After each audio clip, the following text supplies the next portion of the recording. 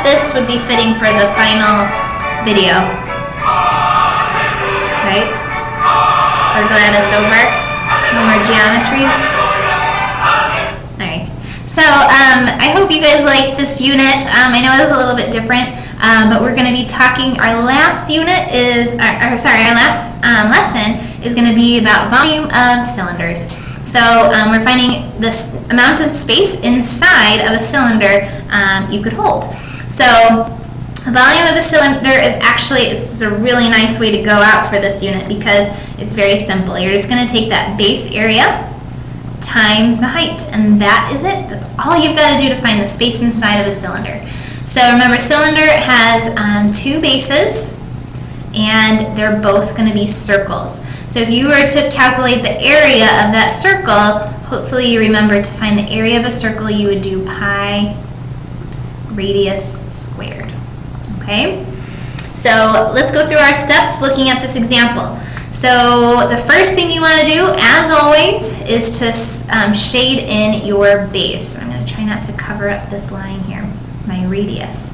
So that is going to be the area that we're going to need to find, the area of that circle. Okay, so shade your base. You're going to find the area of what you shaded. So the base area for this shape is going to be pi radius, which was 8 squared.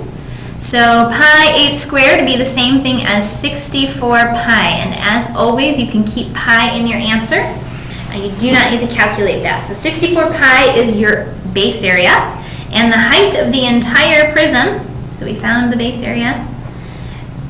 The height of the entire prism is going to be what's connecting those two bases or those two circles. So my height of this shape is 10. And that's all you need to find.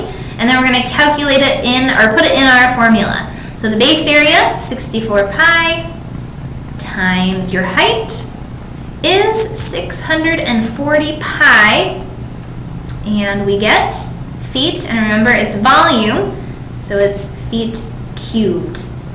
You remember the reason it's cubed? Because our area was feet squared, our height was feet, so feet squared times feet would give you feet cubed.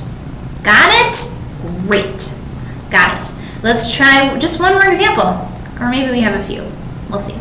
So example number 2, this time they're giving us the entire distance of our base that we're going to shade in, our circles. The entire distance across this circle is 2. For your formula to find the area, we need the radius. So make sure you calculate that the radius is half of that. 2 divided by 2 is just 1. So that's my radius. So I'm going to do pi 1 squared, which is just pi, or 1 pi, because 1 times 1 is 1.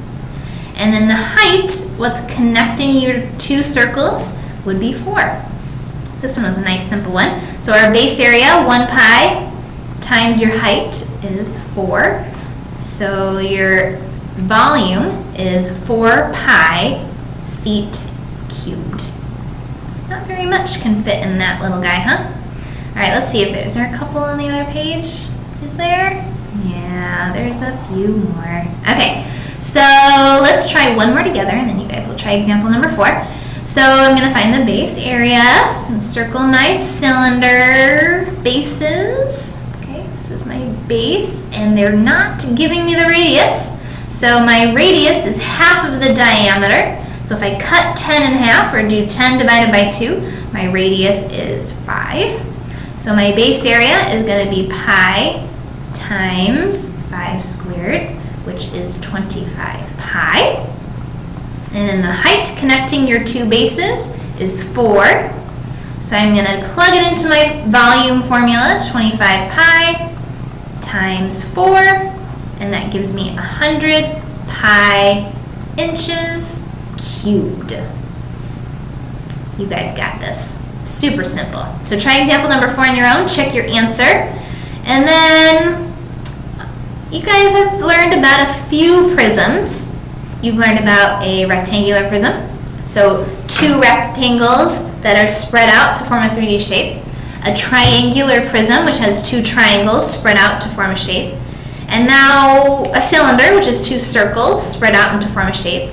Now these I will not have you find surface area for, I will not have you find volume for, but I'm curious to see if you guys can problem solve and try to decide what type of prisms these two shapes are. Think about what the bases are and what you might call them. So it's a blank prism.